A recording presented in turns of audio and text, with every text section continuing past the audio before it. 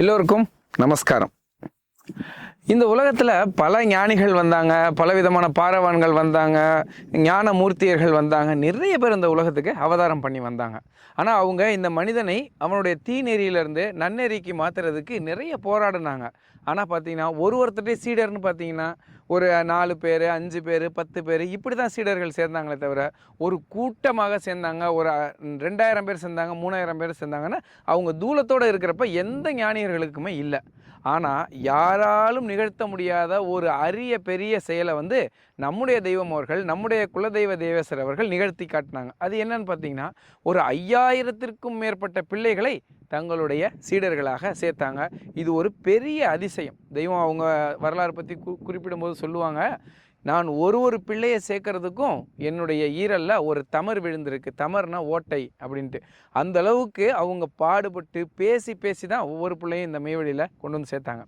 தெய்வம் அவங்க குருபிரானின் கட்டளைப்படி திருப்பரங்குன்றம் மலையில் தவத்தில் இருக்காங்க.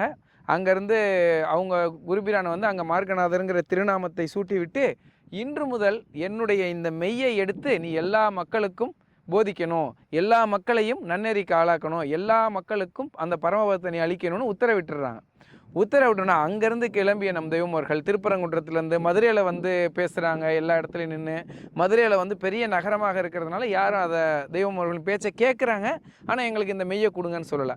அங்கேருந்து சரி இந்த நகரம் பெருசாக இருக்கிறதுனால நம்ம அடுத்த ஊருக்கு போகலான்னு சொல்லிட்டு திருப்பத்தூருக்கு வர்றாங்க. அதுவும் ஒரு நகரமாக இருக்கிறதுனால அங்கேயும் மக்களுக்கு அவ்வளோவா ஒரு ஈடுபாடு இல்லாமல் இருந்தவுடனே திருப்பத்தூரில் மடங்கள்லையும் சத்திரங்கள்லையும் வீழ்தி முச்சந்திலையும் தங்கி பகலெல்லாம் போய் கிராமங்களில் போய் பேசிட்டு இரவு நேரத்தில் திருப்பி தங்கின்னு ரொம்ப கஷ்டப்பட்டாங்க. குருபிரானை அவர்கள் பிரிந்ததற்கு பிறகு 12 ஆண்டுகள் முதல் தலையை சேர்க்கறதுக்கு தெய்வம் பாடுபட்டாங்க. அப்போ அவ்வளோ கஷ்டப்பட்டு ஒவ்வொரு பிள்ளையும் சேர்த்தாங்க. அதன் பிறகு அவர் தெய்வம் அவர்கள் இந்த வல்லமையை பார்த்து பல்லாயிரக்கணக்கான மக்கள் சேர்ந்தாங்க. ஆனால் நம்ம நினச்சிக்கிறோம் 5000 பேர் சேர்ந்துருக்குறாங்க அப்படின்னு சொல்லிட்டு. ஆனால் அந்த 5000 பேருக்கும் தெய்வம் எவ்வளோ பேசியிருப்பாங்க. அதாவது ஒவ்வொருவரும் அவங்க அறிவு சம்மதிக்க, அவங்க மனம் ஒப்ப, இவங்க தான் இறைவன் ஏற்றுக்க வைக்கிறது எவ்வளோ கஷ்டம். எவ்வளோ நாஸ்திகர்கள் வந்தாங்க, எவ்வளோ வைத்தியர்கள் வந்தாங்க, பண்டிதர்கள் வந்தாங்க, இசை மேதாவிகள் வந்தாங்க, படித்தவங்க எல்லாம் வந்தாலும் எல்லாரையும் பேசி ஜெயிச்சு இந்த மெய்வழிக்கு சேர்க்கணும் அப்படின்னா அது எவ்வளோ பெரிய கஷ்டம். அப்படி தான் இப்போ நம்ம தெய்வம் ஒவ்வொருத்தரை சேர்க்கறதுக்கும் ஒரு திருவிளையாடல் நிகழ்த்தி தான் சேர்த்துருக்குறாங்க. அப்போ 5049 பேரை சேர்க்கறதுக்கு 5049 திருவிளையாடல் நிகழ்த்தி தான் இந்த மெயிலில் சேர்த்துருக்குறாங்க அப்படின்னு நம்ம தெரியுது. அதில் ஒரு 110 பேருடைய அந்த திருவிளையாடலை ஒரு நூலாக தொகுத்துருக்குறாங்க நம்முடைய மெய்வழி சந்ததி பிள்ளைகள்லாம். அது பார்த்திங்கன்னா அது மெய்வழி ஜீவன் முத்தர்களின் சுயசரிதம் அப்படிங்கிற தலைப்பில் அந்த நூல் தொகுத்துருக்குறாங்க. அது என்னென்னு பார்த்தீங்கன்னா, நம்ம தெய்வத்துக்கிட்ட எப்படி இந்த பிள்ளைகள் சேர்ந்தாங்க, தெய்வம் அவங்களுக்கு எப்படி திருவிளையாடல் நிகழ்த்தினாங்க, எப்படி திருவிளையாடல் நிகழ்த்தி சேர்த்ததோடு மட்டும் விட்டுறல, என்று சேர்த்தார்களோ, என்று தன் பிள்ளை அப்படின்னு ஒருத்தவங்க ஆனாங்களோ அன்று முதல் தன் வாழ்நாள் முழுவதுமே அந்த பிள்ளைக்கு துணையாக இருந்து இன்று வரை நம்ம எல்லோருக்கும் சந்ததிக்கே முன்னேழு பின்னேழு வரைக்குமே அந்த துணையாக இருக்காங்க. தெய்வம் ஒரு வாக்கியத்தில் குறிப்பிடுவாங்க, ஒரு பரம்பரையில் ஒரு பிள்ளைய பிடிச்சி இந்த மெயிலை போட்டுடுறா, அது முன்னேளுக்கு பின்னேளுக்கும் உதவுன்னு சொல்லுவாங்க. அப்படி ஒவ்வொரு சந்ததியிலையும் ஒரு பிள்ளையை பிடிச்சி போட்டு இன்றைக்கி நம்ம எல்லோருக்கும் இந்த மெய்வழி கிடைக்கிற மாதிரி தெய்வம் செஞ்சுருக்கிறாங்க. அந்த சரிதத்தை எல்லாத்தையுமே ஜீவன் முத்தர்கள் சுயசரிதம் அப்படின்னு ஒரு நூலாக வெளியிட்டிருக்காங்க. வாங்க இந்த நூல் எப்படியெல்லாம் உருவாச்சு, இந்த நூலில் இருக்க சிறப்பு என்ன, இந்த நூலோட நோக்கம் என்ன, இந்த நூலில் யார் யாரை பற்றியெல்லாம் என்னென்னலாம் இருக்குது அப்படிங்கிறத இந்த வீடியோவில் நம்ம கேட்டு தெரிஞ்சுக்குவோம். அதை தயார் செய்தவர்கிட்ட நம்ம அதை கேட்டு தெரிஞ்சுக்குவோம். வாங்க. நமஸ்காரங்கண்ணா. நமஸ்காரம் அண்ணா. நம்ம இந்த தொடர்ச்சியாக இந்த ஜீவன் முத்தர்கள் சுயசரிதம் அப்படிங்கிற நூல் பற்றி நம்ம தொடர்ச்சியாக பார்த்துட்டு வர்றோம். அதில் முதல் நாள் நம்ம கேள்வி கேட்டப்போ என்ன கேட்டிருந்தோம் அப்படின்னா, இந்த நூல் உருவாகிறதுக்கான எண்ணம் உங்களுக்கு எங்கேருந்து வந்துச்சு அப்படின்னு கேட்டிருந்தோம். நீங்கள் அதை சொல்லியிருந்தீங்க, மரணமில்லா பெருவாழ்னுடைய தொடர்ச்சி அப்படின்னு சொல்லியிருந்தீங்க. அதன் பிறகு இந்த 110 அனந்தர்களுடைய சரிதம் மட்டும் இல்லாமல் இந்த நூலில் வேறு என்னென்னலாம் நீங்கள் சிறப்பாக தொகுத்துருக்கீங்க அப்படின்னு கேட்டிருந்தோம். அதையும் நீங்கள் ரொம்ப அற்புதமாக ரொம்ப அழகாக என்னெல்லாம் இந்த நூலில் சிறப்புகள் இருக்குது அப்படிங்கிறத பற்றி சொல்லியிருந்தீங்க. இப்போ உங்களுக்கான அடுத்த கேள்வி என்னென்னா, இப்போ இந்த நூல் வந்த வழி மரணமில்லா பெருவாழ்விலிருந்து வந்துச்சு. இந்த நூல் எதை நோக்கி போகுது, இந்த நூல் உருவானதுக்கான நோக்கம் என்ன, இதை யாரெல்லாம் படித்து பயனடையலாம், இதை பற்றி நீங்கள் எங்களுக்கு சொன்னீங்கன்னா ரொம்ப நல்லாயிருக்கும். சிறப்பாக மீண்டும் ஒரு தூண்டுதலான ஒரு கேள்வி கேட்டிருக்கீங்க. இதனுடைய நோக்கம் எதை நோக்கி போகுதுன்னா 2 வார்த்தையில் அதை சொல்ல முடியுங்கன்னா, எங்கும் மெய்வழி. தெய்வம் அவர்கள் எங்கும் மெய்வழி ஏறி துலங்கிட என்று அருளி செய்கிறாங்க. இப்போ எங்கும் மெய்வழிக்கு ஒருத்தர் வந்து மெய்வழினா என்ன, அதில் என்ன நமக்கு கிடைக்குது, எப்பேற்பட்ட ஒரு முத்தி செயல் கிடைக்குது, மனித பிறப்பினுடைய நோக்கம் என்ன, இறைவனுடைய மகாக்குறி நோக்கம், சர்வ அண்டரண்ட சராசரத்தையும் சிருஷ்டித்த அந்த நோக்கம் என்ன, அந்த நோக்கத்தை எல்லோரும் பெற்று எல்லோருமே இந்த இன்பம் அறிந்திட என்று தெய்வம் அவர்கள் அருள் செய்தவாறு இது எல்லாருமே வந்து அந்த முத்தி நிலையை எப்படி அடையிறதுங்கிற அதை படித்து தெரிஞ்சுக்கிறது அல்ல, அடைந்தவர்கள் தங்களை எப்படி அந்த முத்தி செயலை தங்களுடைய குருபிராந்தங்களுக்கு வழங்கியிருக்காங்கங்கிறத அடைஞ்சதை வரலாறாக அவங்க பகிர்ந்துக்கிறாங்க. அதனால இது வந்து ஒரு தியரியா இல்லை, இது ப்ராக்டிக்கலாக, இது செயலில்லாத வாசகமே கிடையாதுன்னு தெய்வம் அவர்கள் எப்படி கிரந்தத்தில் அருள் செய்திருக்கிறாங்களோ அந்த செயல்கள் அத்தனையும் அனுபவிச்சவங்க ஒரு டெஸ்டிமனியாக கடைசியா நாங்க என்ன அனுபவிச்சோம், இப்போ நீரிழிவு நோய் இருக்குது அப்படின்னு இதை சரி பண்றதுக்கு என்ன பண்ணலாம் அப்படின்னு ஒரு டாக்டர் வந்து வீடியோ ஒன்று போடுறாங்க.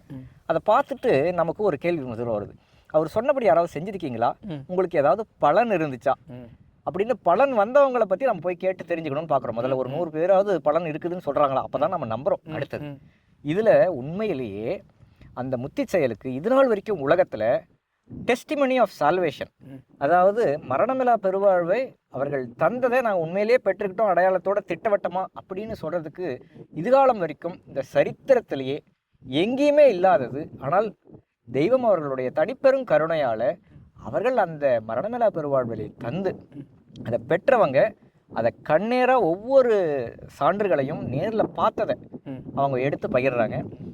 அதே போல் மரணமில்லா பெருவாழ்வு நீங்கள் சொன்ன மாதிரி அதனுடைய தொடர்ச்சின்னு சொன்னாலும் அதனுடைய விரிவாக்கம் என்று சொல்லலாம். அதில் இன்னும் வராத பல பகுதிகள் பலரும் வந்து அவங்க ஆடியோ வடிவத்திலேயோ அல்லது வீடியோ வடிவத்திலேயோ அல்லது கையேட்டு பிரதி வடிவத்திலேயோ அந்த காலத்தில் டைப் பண்ண அந்த ஃபார்மேட்லேயோ இப்படி இருக்கக்கூடிய அந்த வரலாற்று சேகரங்கள் எல்லாத்தையும் சேகரித்து அதை ஒரு முழு தொகுப்பாக பண்ணது என்னன்னு பார்த்தீங்கன்னா, நம்மளுடைய மக்களுக்கு மட்டும் இது பயன்படாமல் இது உலக மக்கள் எல்லாருமே இதை பார்த்து இதை வந்து அந்த மரணமில்லா பெருவாழ்வு நம்மளாலையும் எளிமையாக அடைய முடியும் போல இருக்குது, அதுக்கு இவ்வளோ ஒரு டெஸ்டிமனியாக அவங்களாம் எடுத்து சொல்கிறாங்க, ஒரு சான்றாக அதை பெற்றவங்க இவ்வளோ தூரம் எடுத்து சொல்கிறாங்களே, அதை அனுபவித்தவங்க கண்டவங்க அதுக்கு சான்று பகிர்றாங்களே, சால்வேஷன் அப்படின்னு உலகத்தில் சொல்லக்கூடிய மரணமில்லா பெருவாழ்வு, அந்த முத்தி செயல், மோட்சம் அடையிறது எப்படின்னு எல்லாரும் அதை எப்படின்னு கேள்வி கேட்டுட்டு இருக்கும்போது இப்படித்தான் திட்டவட்டமாக இப்படி அடையிறாங்க, அதுக்கு இன்ன சான்று அப்படின்னு அடைந்தவங்க அதை எடுத்து அதை பகிரும்போது அதை படிக்கிறவங்க எல்லாருக்கும் ஒரு ஆர்வம் வந்து அவர்களும் இதில் தலையிட்டு அவர்களும் ஒருத்தர் அள்ளி அள்ளி தர்றாங்க. கையேந்திரா வாங்கிட்டு போயிடலாம், ஆனால் அதுக்கு ஆள் இல்லாமல் இருக்கு. அப்போ அது எப்பேற்பட்ட ஒரு பொருளை தர்றாங்க, அழியாத ஒரு மிக மகிழ்ச்சி வாழ்வை அவங்க எப்படி தர்றாங்க அப்படிங்கிறத எல்லாரும் தெரிஞ்சு அந்த எங்கும் மெய்வழியா அவர்கள் அடையணும் அப்படிங்கிறத நோக்கி தான் இந்த நூல்கள் எல்லாம் தொகுக்கப்பட்டிருக்கு. ஆகவே இது எதை நோக்கி போகுது இந்த நூல் என்றால், அந்த மரணமில்லா பெருவாழ்வை இதை படிக்கிறவங்க எல்லாரும் அவங்களுக்கு ஒரு ஆர்வமானது வந்து அவங்களும் இது எளிமையாக பெற்றுக்கலாம். எல்லாரும் பெற்றோம். இப்போ நீங்கள் ஒரு வியாபாரம் பண்ணுறீங்க, நான் ஒரு வேலை பார்த்துக்கிட்டு இருக்கேன், எல்லாரும் எல்லாரும் வேலை பார்க்குறோம். ஆனால் இந்த இகத்தோட காரியத்தோடு சேர்ந்து பரகாரியத்தையும் எளிமையாக அவங்க தர நாம் வந்து கையேந்தி பெற்றிருக்கிறோம். நாம் தவம் பண்ணல, ஒருத்தர் அரும்பாடுபட்டு இந்த சர்வேஸ்வரனானவர்களே இந்த பூமியில் மனிதனாக அவதரித்து அரும்பாடுபட்டு தவம் பண்ணி அந்த தவத்தை ஈனாமாக கொடுக்குறாங்க. கையேந்தி ஐயா சாமி என்னை வந்து யமன் நிலையில் காப்பாற்றுங்கன்னு கையேந்தி கேட்கணும். அப்படி கேட்டால் அவங்களுக்கு என்ன பலன் கிடைக்குதுங்கிறத பலன் அடைஞ்சவங்களே பகிர்ந்துக்கிறாங்க. அதுதான் இந்த சரிதங்கள். ஆகவே இதை படிக்கும்போது நம்மளும் இதை அடையலாம் போல இருக்கு, எளிமையாக தானே இருக்குது. அதே போல் இதில் மதமாற்றம் கிடையவே கிடையாது அப்படிங்கிறத, ஏன்னா ஒரு முஸ்லீம் அண்ணா அவங்க ஜம் இயத்தே ஷிப்பானுல் முஸ்லிமின் அப்படின்னு ஒரு முஸ்லீம் கட்சி வச்சு நடத்திட்டு இருக்கக்கூடிய ஒரு கோர் முஸ்லீம், அவரு சிலாகிச்சு தங்களுடைய குருபெருமான் கிட்ட எப்படிலாம் வந்து தெய்வம் அவர்களை பார்த்து அவங்க என்னென்னலாம் வந்து அடைஞ்சாங்க அப்படிங்கிறத திருக்குரானுடைய சான்றோட அவங்க ஹதீஸ்களுடைய சான்றோட எல்லாத்தையும் எடுத்து காட்டி அவங்களும் பேசுறாங்க. பக்கத்திலே ஒரு ஐயங்கார், ஒரு அனந்தர், அவங்களும் வந்து எடுத்து பேசுறாங்க எப்படி வந்து தெய்வம் அவர்கள் இதை வழங்கினாங்க, எப்படி நான் வந்து பெற்றுக்கிட்டேன். பக்கத்திலே ஒரு நாத்திகர், சாதாரணமான நாத்திகர்னு சொல்றதுக்கு இன்னைக்கு உலகத்துல விடுதலை பத்திரிகைன்னு நம்ம சொல்றோம். அந்த விடுதலை பத்திரிகை பகுத்தறிவுக்கான ஒரே நாளேடுன்னு தான் சொல்றாங்க. அந்த விடுதலை பத்திரிகையை ஆரம்பிச்சவர், அதுக்கு விடுதலைன்னு பேர் வச்சவர் மெய்வழி சூரியானந்தர். அந்த மாதிரி நாத்திகத்தில் வல்லாளகண்டர்களாக இருந்தவங்களும் அவங்க எப்படி வந்து இதை அடைஞ்சிருக்காங்க. ஸோ இவங்கெல்லாம் அடையிறாங்க அப்படின்னு சொன்னால் அப்போ யாராக இருந்தாலும் எல்லாருமே வந்து இதை அடைய முடியும்.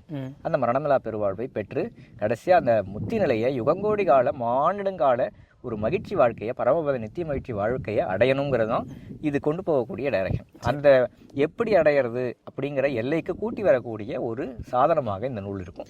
அதாவது எதிர்காலத்தில் பார்த்தீங்கன்னா நீங்கள் சொல்கிறது எப்படி இருக்குன்னா, இப்போ தெய்வம் இருந்தாங்க அப்படிங்கிறதுக்கு சாட்சி இருக்கு, ஆனால் அவங்க என்னெல்லாம் திருவிளையாடல் பண்ணாங்க அப்படிங்கிறதுக்கு இந்த நூல் வந்து ஒரு சாட்சியாக இருக்கும்.